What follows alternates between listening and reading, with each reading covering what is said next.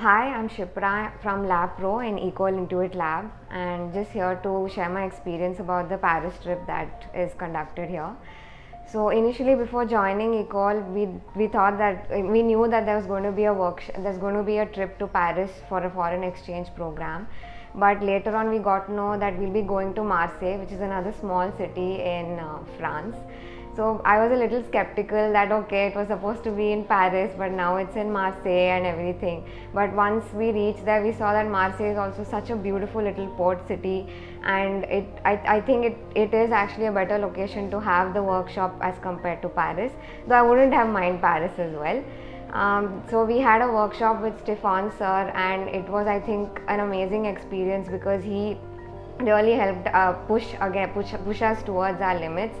One highlight I would like to make here is that during the making of my poster, he really pushed us to work on our own typography, in the sense to make our own typeface. I remember looking at posters online or the work of other illustrators or creatives, and I would think when will I be able to create a typeface like that of my own? And in this workshop, Stefan sir really pushed us to do that, and I was so happy with the output that came at the end of it.